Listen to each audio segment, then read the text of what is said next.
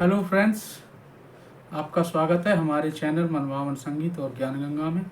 और इसके ज्ञान गंगा सेक्शन में हम चर्चा कर रहे थे कि कर्म गति के ऊपर। फ्रेंड्स, जो कि आदमी कर्म तो स्वयं करता है, लेकिन उसके फल का निर्धारण एक प्रकृति ही करती है, जो कि एक परमात्मा करता है। तो जिसके इनसे पिछले वीडियो में हमने कई चीज़ों पर विचार किया था कि कर्म किस तरह से कर्म का ब्यौरा लिखा जाता है, किस तरह से वो रेखाओं में परिवर्तित होता है, और बहुत सारी इसके बारे हमने 4 वीडियो में डाल चुका हूँ। तो फ्रेंड्स, कर्म में भी अगर कुछ आदमी कोई दो तरह के कर्म हैं, अगर उनको एक मनुष्य अच्छी भावना से करता है, दूसरा मनुष्य कम भावना से करता है, लेकिन काम दोनों सेम ही है, इसलिए लेकिन दोनों का फल अलग अलग होगा, उन दोनों का ब्यौरा भी अलग अलग तरीके से ही अंकित होगा। जैसे एक और उदाहरण अगर हम देखें कि अगर किसी मरीज की कोई आदमी, एक मनुष्य तो ऊपरी मन से सेवा करता है, मन से नहीं करता, और दूसरा मन बहुत मन से सेवा करता है। काम दोनों वही हैं, लेकिन फ्रेंड दोनों के परिणामों में अंतर है, दोनों के फल में अंतर होगा। तो इसी प्रकार जो मन से कर्म नहीं कर रहा, उसके कर्म का फल न्यूनाधिक होगा। और इसी प्रकार अगर हम दूसरा तरीके से देखें कि अगर एक भूखा व्यक्ति लाचार होकर चोरी करता है और दूसरा व्यक्ति मद्यपान शराब पीने के लिए चोरी करता है, तो दोनों के पाप में निस्संदेह न्यूनाधिकता होगी। एक का अधिक होगा, एक का अधिक होगा। चोरी दोनों ने की है, पर दृष्टता के में न्यूनता के कारण पाप भी उसी अनुपात में होगा। तो इस संबंध में और भी हम महत्वपूर्ण जानने की बात है कि हर एक व्यक्ति के लिए अलग अलग तरीके के एक ही उसके अलग अलग फल होते हैं। तो फ्रेंड, जैसा कि हम पहले बात कर चुके हैं कि हर व्यक्ति के लिए एक अलग चित्रगुप्त है, अलग एक शक्ति है जो कि उसके कर्मों का लेखा जोखा रखती है। इसलिए हर व्यक्ति के लिए एक अलग कानून व्यवस्था भी अलग अलग है। रिश्वत लेने के मामले में एक चपरासी और एक क्लर्क और एक मजिस्ट्रेट, 3 आदमी पकड़े जाएं तो तीनों को अलग अलग तरह की सजा मिलेगी। संभव है कि चपरासी को डांट डपट कर सुनाकर ही छुटकारा मिल जाए, पर मजिस्ट्रेट को बर्खास्त हुए पीछा नहीं छूटेगा, क्योंकि उसकी बड़ी जिम्मेदारी है। एक असभ्य भील शिकार मारकर पेट पालता है, अपराध उसका भी है। परंतु यदि एक पंडित जो कि अहिंसा का उपदेश देने वाला और चुपचाप जाकर दुकान से अगर मांस लेकर के आता है, तो उन दोनों के पाप के उसमें अंतर होगा।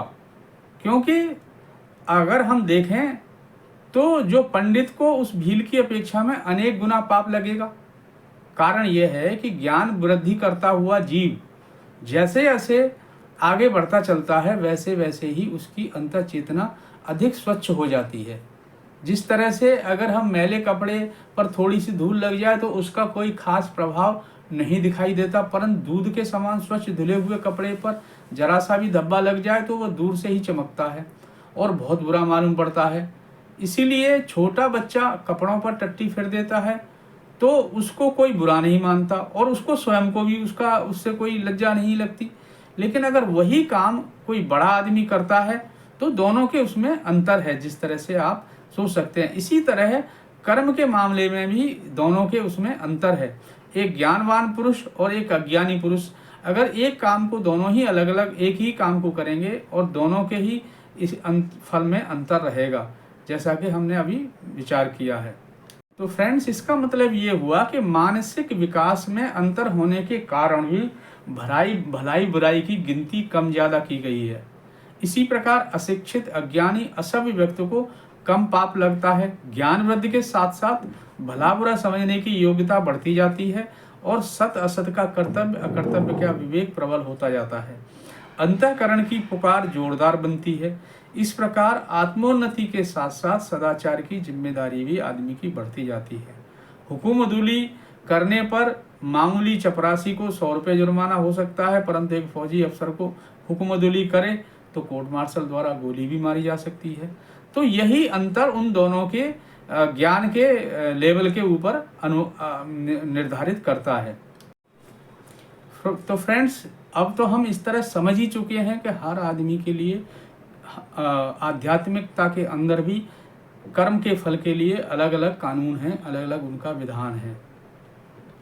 इसीलिए ज्ञानवान, विचारवान और भावनाशील हृदय वाले व्यक्ति जब दुष्कर्म करते हैं तो उनका चित्रगुप्त उस करतूत को बहुत भारी पाप की श्रेणी में दर्ज कर देता है। गोदान से लोग वैतरणी तर जाते हैं, पर राजा नृप जैसा विवेकवान थोड़ी सी गलती करने से नरक में पहुंचाया जाता है।